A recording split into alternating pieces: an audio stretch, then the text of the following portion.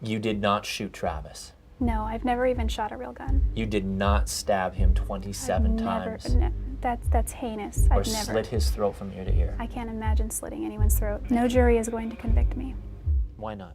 because I'm innocent, and you can mark my words on that one. No jury will convict me. Nagranie przedstawia zapis procesu Jodi Arias. Zapraszamy do oglądania.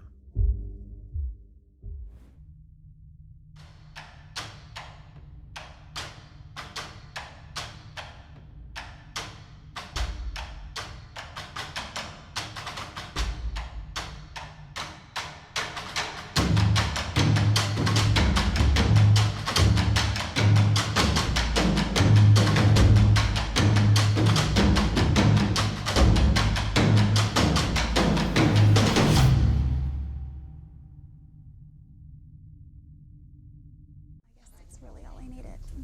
Sorry, don't roll the tape yet. Gdy zakończyły się przesłuchania, a Jodi została osadzona w areszcie w oczekiwaniu na proces, można by się spodziewać, że na tym etapie wycofa się i umilknie.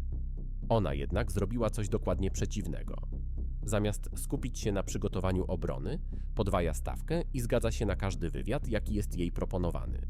Utrzymuje przy tym starannie wykreowany wizerunek, łagodnie mówiącej, słodkiej i bogobojnej dziewczyny, która nie skrzywdziłaby nawet pająka, a co dopiero człowieka.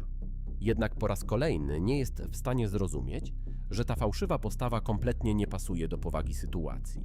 Gdybyś siedział w celi, niesłusznie oskarżony o brutalne morderstwo, z perspektywą dożywocia lub nawet kary śmierci, nie zachowywałbyś się w ten sposób. Jodi próbuje kreować się na niewinną dziewczynę z sąsiedztwa, ale w efekcie wygląda jak przerażająca, oderwana od rzeczywistości psychopatka. I have to ask you this. Did you kill Travis Alexander? Absolutely not. No, I had no part in it. Jodi, you're pretty calm sitting here. Somebody who's been arrested and accused of murdering somebody. How are you managing to stay so calm? Through my faith and through the knowledge of my own innocence. That's the only thing. I would be shaking in my boots right now if I had to answer to God for such a heinous crime. But I'm very grateful that this is one thing that I will never have to answer to. There is one thing I wanted to address, and that is my mugshot. I think I did a little tilt on my head and gave a little smile. I just want to address that because I think that people don't really understand. And there are a few reasons I did that, and one is one of my first thoughts when I was actually being booked. I was a little like, wow, I see this stuff on TV all the time. This is so interesting. It's almost just like it is on TV. And I thought to myself, you know, what would Travis do if he were in this situation? This is why I'm here. And, you know, barring the fact that he would likely not get himself into such circumstances, he would be smiling. This beautiful young woman is about to go on trial for her life, accused of the savage, frenzied murder of her ex-boyfriend. I know that I'm innocent. God knows I'm innocent. Travis knows I'm innocent. The trial of a woman accused of brutally killing her boyfriend right here in the Valley. Thank you for choosing ABC 15 News at 5. I'm Steve Irvin. And I'm Katie Rammel. Jodi Arias cried as the prosecution detailed how she allegedly stabbed her ex-boyfriend 27 times.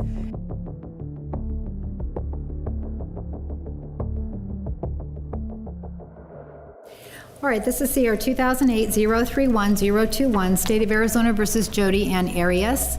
This is the time set for trial to begin. Is the state ready? Yes, Paul Martinez on behalf of the state. Is the defense ready? We are, Your Honor. Kurt Nermi and Jennifer Wilmot on behalf of Jodi Arias. All right, please be seated. 2 stycznia 2013 roku, po upływie dokładnie 4 lat, 6 miesięcy i 2 dni od morderstwa Travisa Alexandra, rozpoczyna się proces sądowy Jodi Arias. Jodi Arias killed Travis Alexander. There is no question about it. Obrony podjął się zespół adwokatów na czele z Kirkiem Nermim oraz Jennifer Wilmot. To właśnie Wilmot powierzono zadanie wygłoszenia kluczowej mowy otwierającej, które miało zdefiniować całą strategię obrony. The $1 million question is what would have forced her to do it.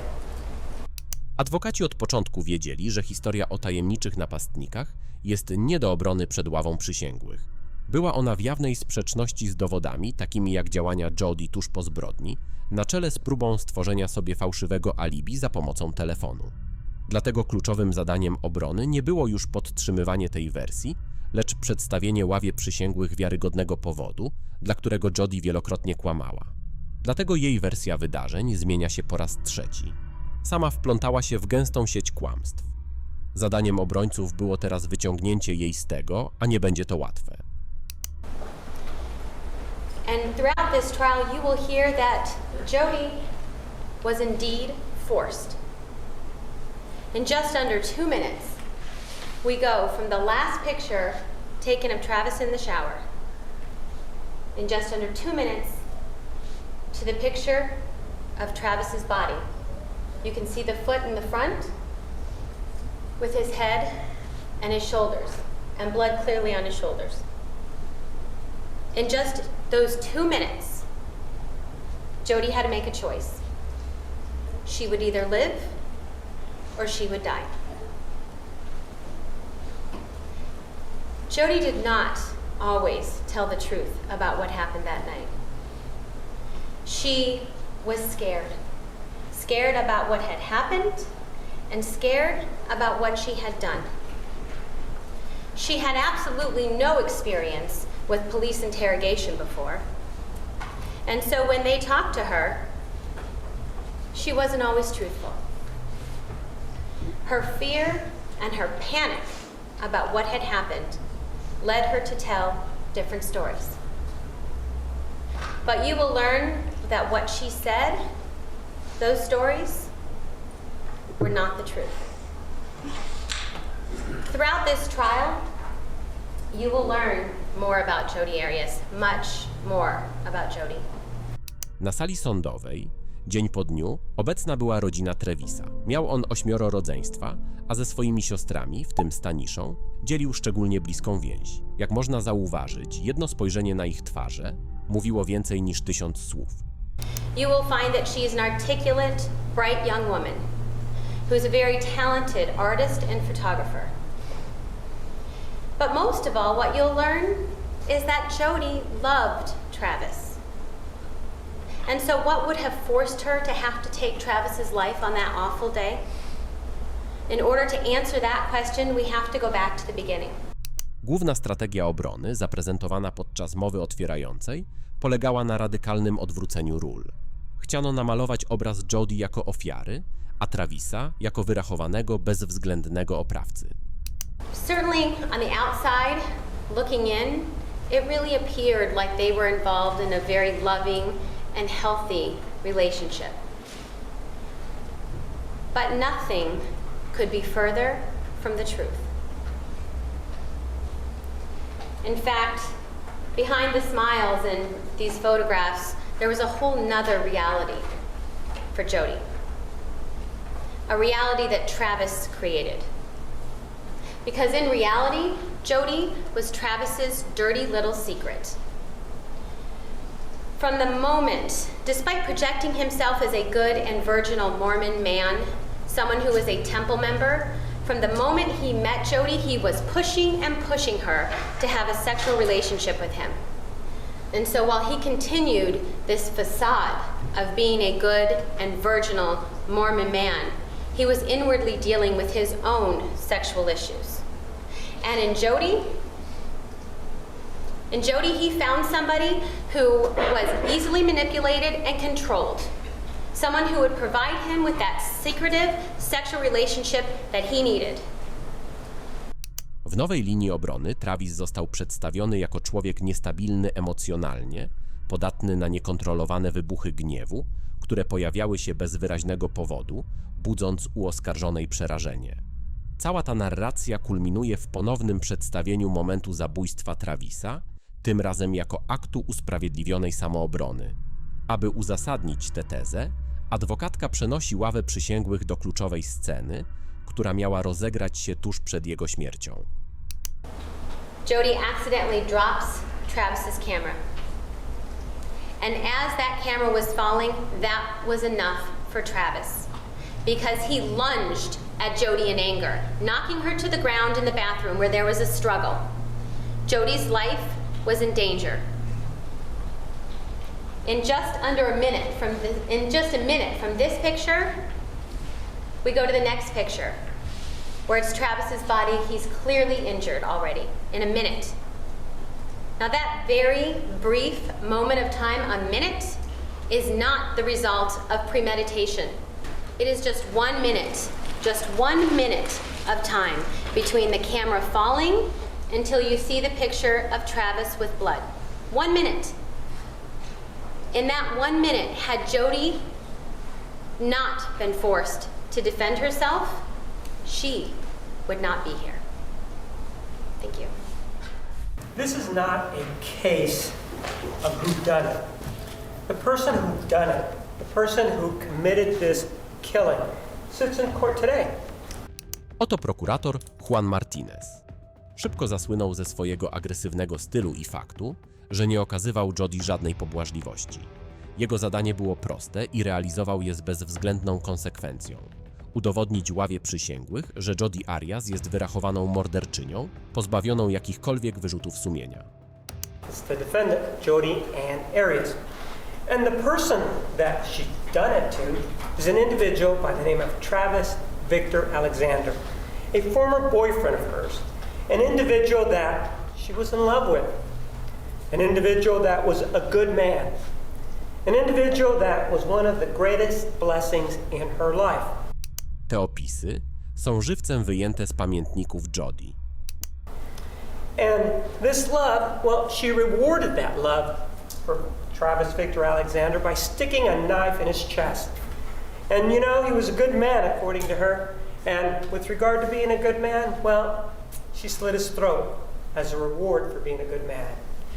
And in terms of these blessings, well, she knocked the blessings out of him by putting a bullet in his head. She took the knife and began to stab him when he was in that defenseless sitting position and began and stuck the knife in his chest. Prokuratura odwołuje się do kluczowego dowodu, ostatniego zdjęcia Travisa żywego. Ich zdaniem Jodi poczekała, aż Travis usiądzie, lub wręcz go o to poprosiła, aby zyskać maksymalną przewagę i zaatakować z zaskoczenia.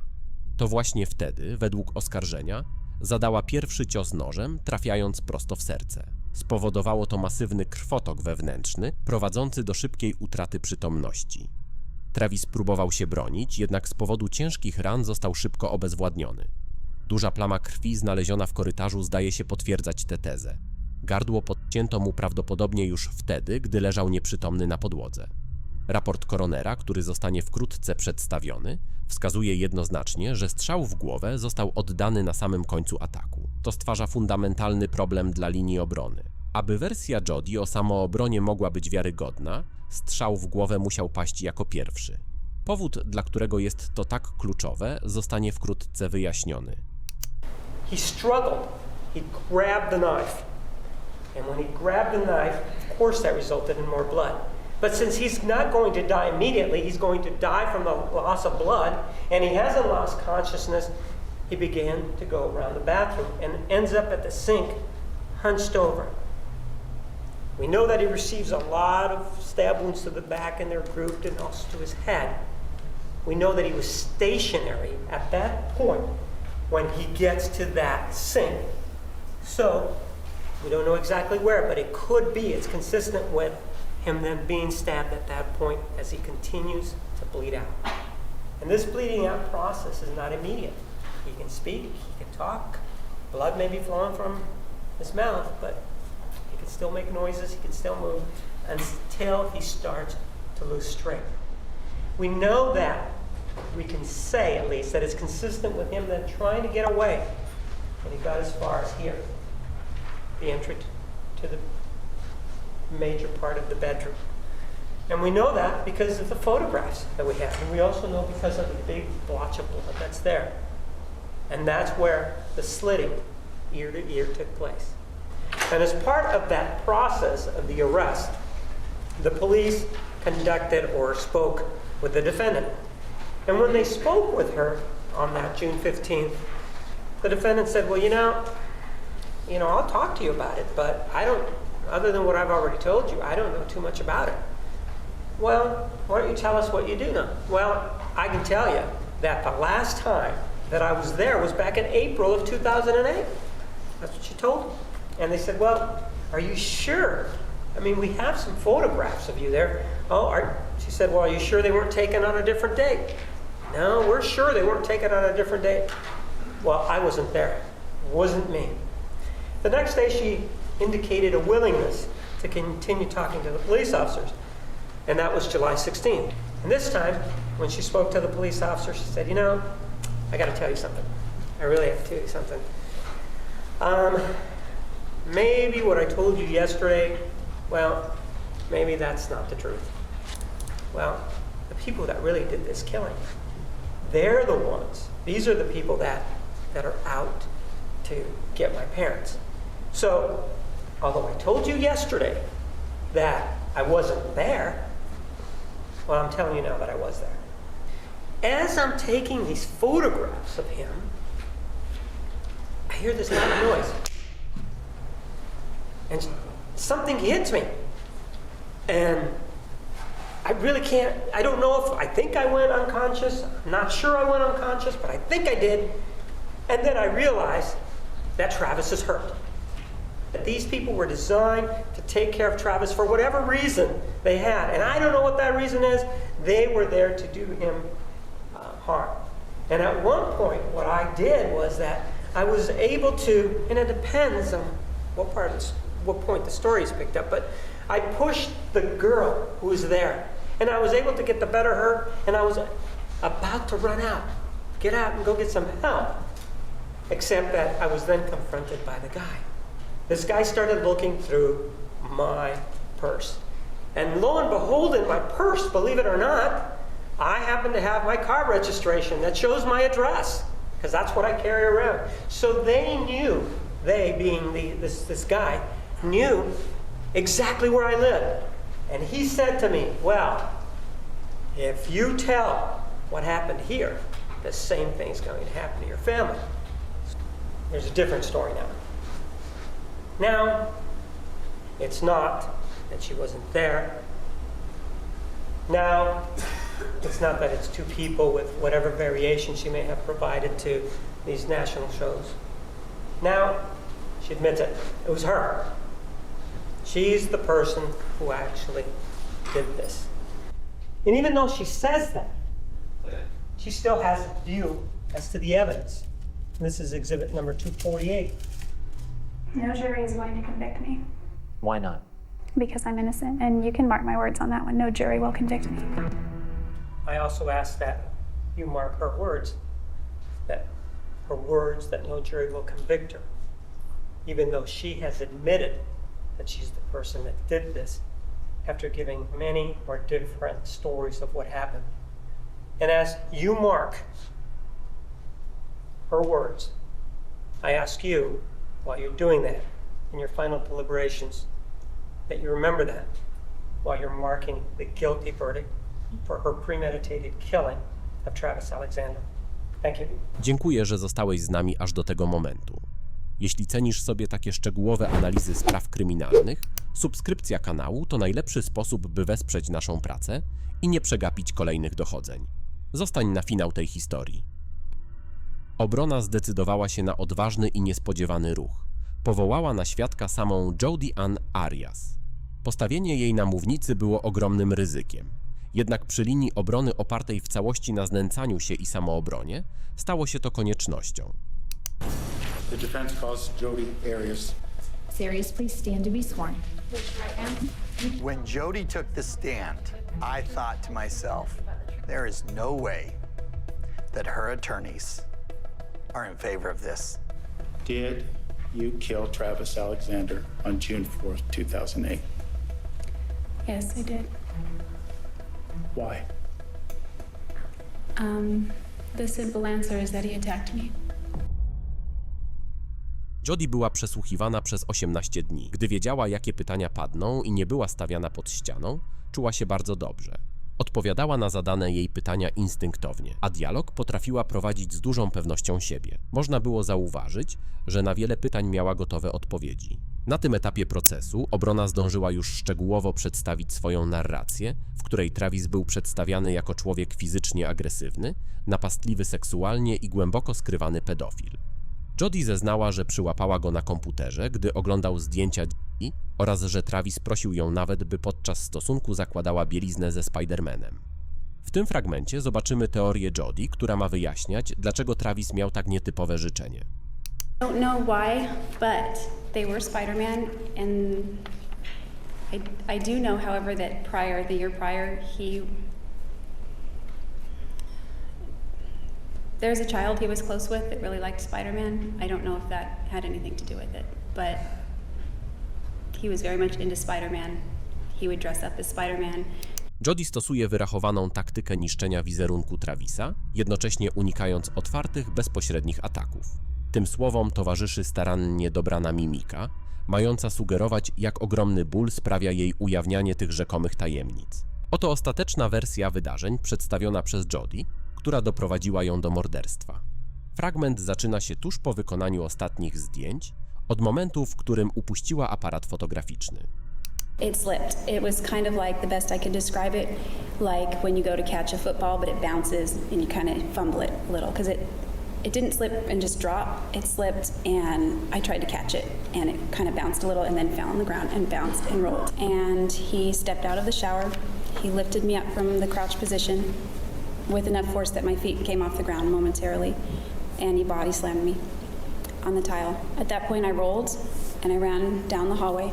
I ran into the closet, I slammed the door, I start running, I grabbed the gun.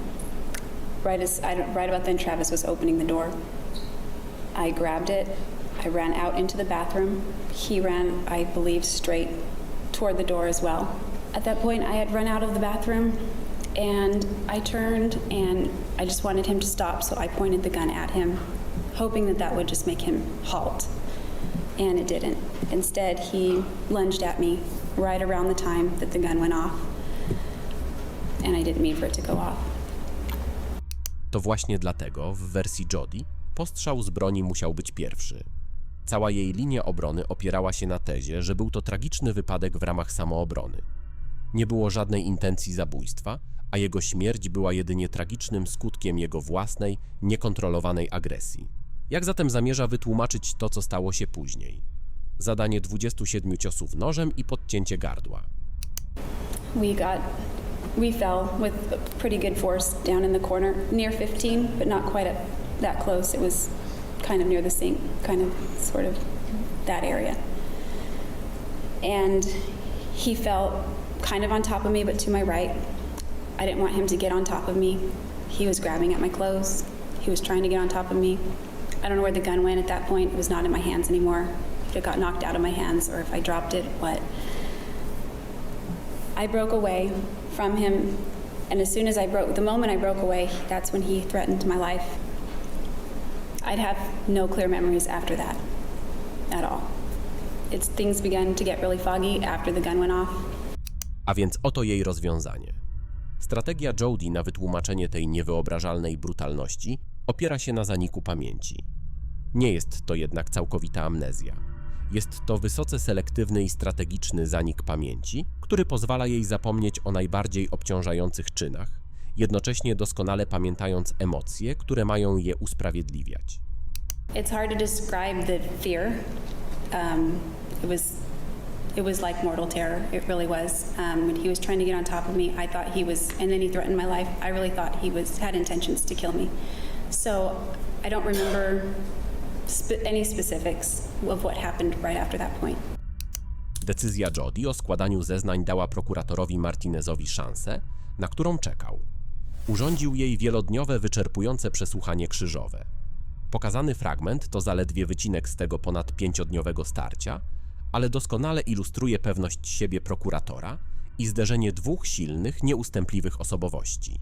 Zwróćcie uwagę, jak Jodi niemal przy każdym pytaniu szuka jakiejkolwiek drogi ucieczki, najmniejszej nieścisłości lub możliwości redefinicji słów, byle tylko nie zgodzić się z tezą postawioną przez prokuratora. When he was asleep, you went into his telephone, right? Yes. And you looked at what was on his telephone, right? That's right. The messages, what did they say? I'm not saying specifically, but what was the subject matter? Things referencing specific sexual body parts interacting with other sexual body parts, things like that, and plans in the making of meeting up at hotel rooms or his house, things like that. And you were very offended by that, right? Yeah, offended would be accurate. Right? And you were so offended that you still decided to go on vacation with him, though, right? That wasn't why. Well, no, you were very offended. You just told us that, right? I didn't say very, but yes. Okay, you were offended, right? I was hurt. Ma'am, didn't you just say you were offended? Offended would be accurate. And didn't you just say it was a good word, right? Yeah, there's many descriptors to use. But you just said just now it was a good word, right? Yes, I think. You think? It means you don't remember what you just said? I don't know. What do you mean you don't know? You just said offended was a good word, and when I used it, then you took issue with it. Is it a good word or is it not a good word? It depends on how you used it. Well, I'm saying you're the one that I asked you the question, that you were offended, and you said offended is a good word, right? That's what you said, right? I think so, yes. So, well, you think so means you don't know, right? I don't know. Well, this just happened. How is it that you are not remembering what you're saying? Because you're making my brain scramble. I'm again making your brain scramble. So in this particular case, the problem is not you, it's the questions being posed by the prosecutor, right? No, not yes the or questions. No? Yes or no? I was saying no when you interrupted me. So, no, so in this case, you're looking to point the finger at somebody else again, right? No, it's my fault. Well, you're saying it's the prosecutor that's asking you the questions, and that's creating a problem for you, right? That's not what I said. Well, you said it's the way you're posing the questions. You just said that, right? I don't know. You don't know what you just said, ma'am? Objection argumented, Your Honor. I don't know. Didn't it just happen? Yes. So how is it that if it just happened, you can't even remember what you just said? I think I'm more focused on your posture and your tone and your anger, so it's hard to process the question. So the answer is, it's again the prosecutor's fault because you perceive him to be angry, right? With regard to this issue of posturing, do you remember back on July 15th of 2008 when Detective Flores interviewed you? Do you remember that? Yes. And he was sitting down, right? Yes. And his voice was very quiet, right? Yes. And when he was asking you these questions and his voice was very quiet, you still lied to him, didn't you? Yes. So it isn't have anything to do with the volume of the question then, does it?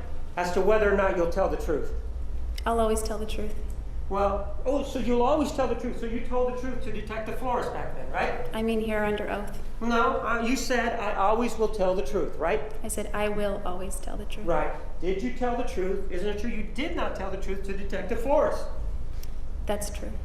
Okay? And he had posture or a demeanor where he was just sitting back, right? He was leaning forward, but he was... All right, he was sitting down, right? Yes. He wasn't standing, right? Not for most of the interview. That's No, right. he wasn't, was he? And the reason you're having problems now, is it because the prosecutor's standing? It's my own internal mental problem, I think. Jej postawa, nacechowana ciągłą opozycją wobec prokuratora, nie stawiała jej w korzystnym świetle, chociaż można podejrzewać, że jej celem było pokazanie, iż nie jest on obiektywny. Kluczowy moment tego starcia nastąpił w 30. dniu procesu, gdy prokurator Martinez skupił się na dowodzie, który podważał całą jej historię. 2 przypadkowych zdjęciach wykonanych przez aparat w odstępie zaledwie 62 sekund. Jedno, gdy aparat spadał na ziemię, a drugie już z leżącym Travisem na podłodze. Prokurator jeszcze raz upewnia się, co podczas tych kilkudziesięciu sekund się wydarzyło. This exhibit 161 is when the camera, according to you, actually hit the ground, right? I don't know if it's hitting the ground as that photo was taken or not. So you don't know how this photograph was taken then, right? It could have been when I was trying to catch it. I don't know. At some point, the camera hits the ground, right? Yes. He grabbed you and put you down on the ground, right? Yes. And as a result of that, you said that you bumped your head or hit your head, right? Yes. And maybe it knocked the wind out of you, right? Yes. And that you were in fear at that point, right? Yes, very much. And you were able to fight him off so that you could get away, right? I rolled. You roll away and you begin to run down the hallway, right? Yes. And then you went into the closet, right? Correct. According to you, that's where you went and obtained the gun, right? Yes. When you went into the bathroom, you were able to turn around, if you will, and now you had the gun in your hands, right? That's what you told us, right? Yes. And that's when he was coming at you in this linebacker pose, right? Around that time, yes. And that's when you shot him in the face, right? Yeah, that's when the gun went off. So then, according to you, he fell on top of you, right? It was kind of on top, but maybe more to the right. I don't know, it wasn't directly on top of me. I was trying to prevent him from getting on top of me. And that's when the memory issues started, correct? Right? I'd say that. Actually, man, the way you describe that, it's impossible for the killing to have happened in that manner, isn't it? Objection, argument. No, that's just according to you. Some action that is going on at 5:31:14, right? Something's going on, right? Yes. We also know that Exhibit 162 is 5:32:16, which is a minute and 2 seconds later, correct? Correct. So you've now shot him. You've told us that the fog is rolling in and that you have no memory. You still don't know where the knife is, do you? I don't remember a lot from that period. Argument prokuratora jest prosty i druzgocący. Jodi nie była w stanie wykonać wszystkich tych czynności w tak krótkim czasie. Co najważniejsze, na drugim ocenzurowanym zdjęciu w tym miejscu widać znaczną ilość krwi na ciele Travisa. I tu następuje kluczowe połączenie faktów. Zeznania lekarza sądowego potwierdziły, że rana postrzałowa w głowę prawie nie krwawiła. Can you tell with regard to the gunshot wound to the right temple whether or not he was alive or not at that point? Again, there's a wound going through the head, and I don't see hemorrhage in the brain. I can't see a wound track through the brain, so all I know is that there's a bullet going through the brain, so I can't say with certainty. And if we don't see hemorrhaging or bleeding, as you talked about, is that an indication that the person was already dead? They may have been, yes. Wniosek jest nieunikniony. Krew widoczna na zdjęciu musiała pochodzić z ran kłutych i ciętych. A to oznacza, że w momencie wykonania drugiego zdjęcia Jodi musiała już mieć nóż i zacząć go używać. Prokuratura mówi jasno. Nie jest możliwe wykonanie tak wielu czynności w tak krótkim czasie. Szczególnie, że w momencie wystrzału, jak sama zeznała, nie miała przy sobie noża. Był to kulminacyjny majstersztyk prokuratora Martineza, precyzyjnie budowany przez poprzednie dni przesłuchań. Jodi zaczyna to odczuwać.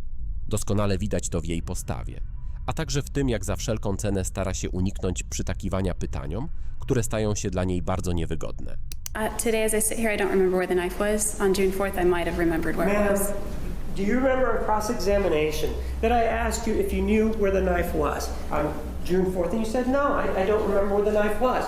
And so as you shot Mr. Alexander, you by necessity then have to go look for the knife, don't you? I don't know the answer to that. Well, you didn't have the knife in your hand when you shot him. Did you? Sustained. Did you have the knife in your hand when you shot him? It's the same question. Overruled. No, I did not. So that means that if you didn't have the knife in your hand, you needed to go get it from somewhere, right? I guess. I don't know. No. There's no guessing here now. If you didn't have it in your hand and you just shot him and you rolled away, right? You do then agree that if you didn't know where the knife was and Mr. Alexander didn't have it, it would take time for you to go find that knife, wouldn't it? Objection, argumentative. Overruled. I don't know. I don't know where the knife was. Right. Since you didn't know where the knife was, it would take time to go find it, irrespective of where it was, wouldn't it? I guess under that theory. Sure, under that theory. It would take time, right? Yeah, I guess. And what you're telling us, under your scenario, is that in 62 seconds, you get body slammed, you do whatever you do, but you get away, you run down the hallway, you go in the closet, you grab a gun, you back up, you shoot Mr. Alexander, he goes down, he's still pawing at you and saying, fucking kill you, bitch.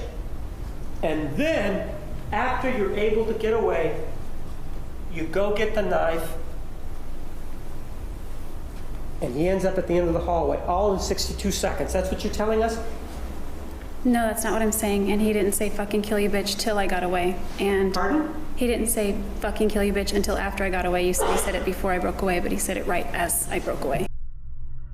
Jodi tworzy tu pozorny problem, którego jedynym celem jest odwrócenie uwagi od sedna sprawy. To, czy Travis wypowiedział te słowa przed czy po tym, jak się wyrwała, nie ma absolutnie żadnego znaczenia dla tezy prokuratora. You say that he gets shot, right? That's correct. Goes down, and you describe for us that he's pawing at you, and then you're able to sort of stand up, fucking kill you, bitch. Did you or did you not have the knife with you? I did not.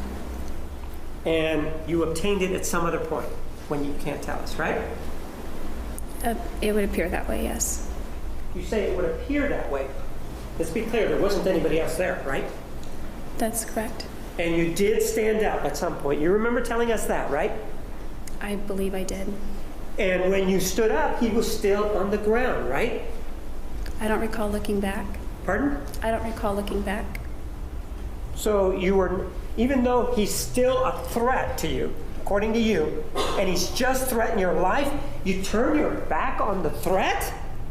Yeah, I'm trying to get away. Ta kluczowa konfrontacja trwała kilkadziesiąt minut, w trakcie których Jodi pogrążała się coraz głębiej, gdy docierało do niej, że prokurator właśnie zdemaskował dziurę w jej historii. Cały proces był dla niej grą, ostatnią wielką próbą manipulacji, co do której, jak się wydaje, do końca wierzyła, że zakończy się sukcesem. Dowodem na to był chociażby jej wizerunek, skrupulatnie budowany na potrzeby procesu, od niewinnej fryzury postonowany ubiór. Jednak prokurator Martinez wykonał swoją pracę bezbłędnie. Najlepszym dowodem na to były pytania, które przysięgli, za pośrednictwem sędziego, zaczęli zadawać oskarżonej. Why didn't you just run out of the house instead of grabbing the gun from the closet?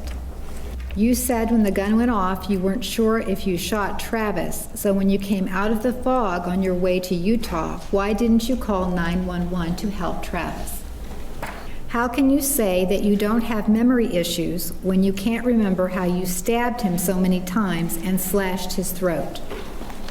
Why did you wait for so long to tell the truth? After all the lies you have told, why should we believe you now?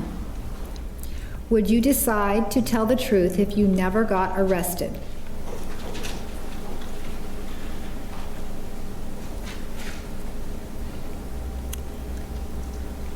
I honestly don't know the answer to that question. Następnie przyszedł czas na mowę końcową obrony i prokuratury. Something did happen in this moment of time. And the point of this, I think, is what this evidence shows you. Is that either what happened is that Jodi Arias defended herself and didn't know when to stop, or she gave in to a sudden heat of passion from a fight that began up in that bathroom. Sometimes when a battered woman is attacked and they're defending their life, they don't know when to stop. Travis Alexander's body was stabbed 27 times. It may be that Jodi Arias didn't know when to stop, but Jodi Arias might very well have lost control. Ladies and gentlemen, again, with no agenda behind it, not Miss Arias's voice, not the state's voice, is that the most logical explanation for what happened?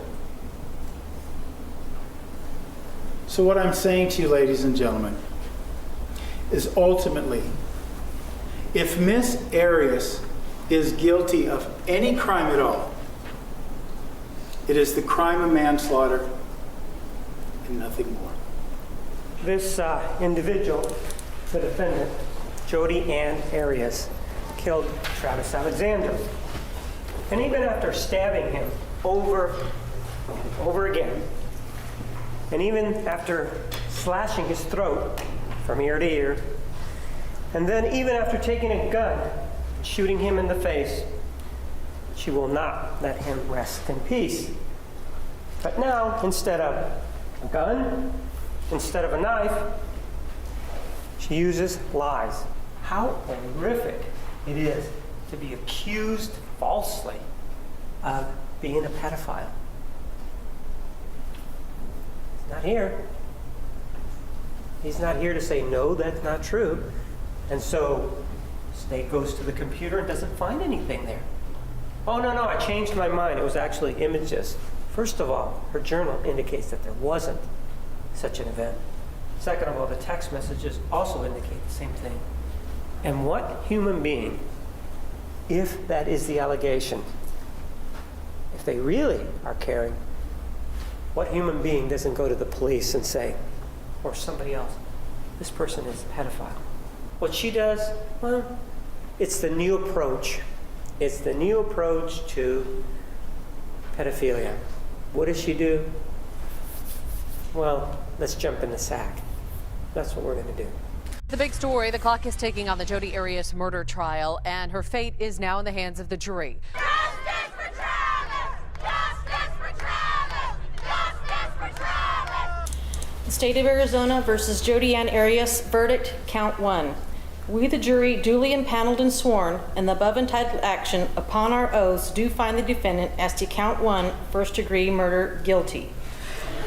5 jurors find premeditated, 0 find felony murder, 7 find both premeditated and felony. Signed, foreperson. Is this your true verdict, so say you want it all?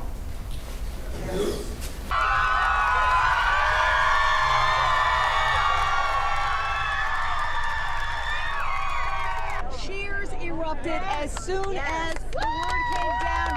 And Melanie, you are a Mormon, and you were leading the cheers. Justice for Travis. Your reaction to the guilty verdict? Elated. Elated. You know, one word, elated. Just a couple of minutes ago, you heard the verdict from the jury. What are your thoughts? I think I just went blank. Just, I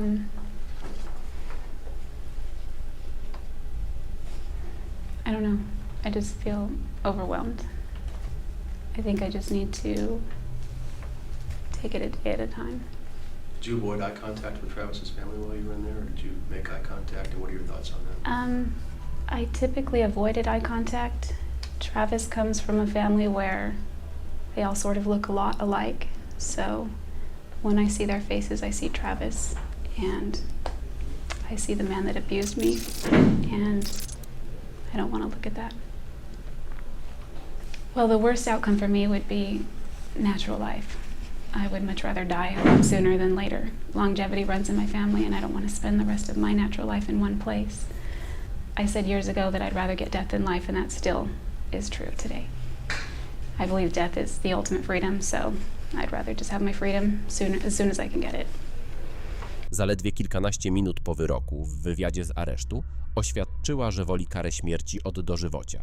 Jednak gdy podczas fazy wymierzania kary stanęła przed realną groźbą egzekucji, nagle zmieniła zdanie i zaczęła błagać ławę przysięgłych o darowanie jej życia. Each time I said that, though I meant it, I lacked perspective. Until very recently, I could not have imagined standing before you all and asking you to give me life. To me, life in prison was the most unappealing outcome I could possibly think of. I thought I'd rather die. But as I stand here now, I can't in good conscience ask you to sentence me to death. The court finds the mitigation presented is not sufficiently substantial to call for leniency and that a natural life sentence is appropriate. It is ordered The defendant shall be incarcerated in the Department of Corrections for the rest of her natural life with no possibility of parole.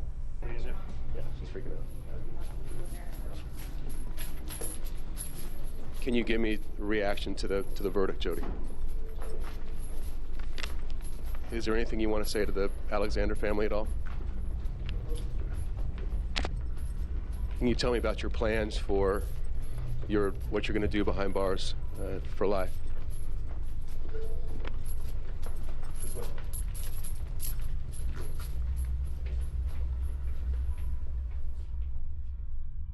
Jodi Arias została skazana na dożywocie bez możliwości warunkowego zwolnienia. Swoją karę odbywa w więzieniu w Arizonie, ale nawet stamtąd wciąż dociera do świata. Strona internetowa prowadzona przez jej rodzinę głosi jej niewinność i zbiera fundusze na kolejne działania prawne. W celi Jodi zaczęła malować. Jej obrazy trafiają do internetu, sprzedawane za setki dolarów, finansując dalszą walkę o wolność. Sama Jodi za pośrednictwem bloga regularnie kontaktuje się ze światem, nie pozwalając o sobie zapomnieć. Jodi Arias do dnia dzisiejszego utrzymuje swoją niewinność.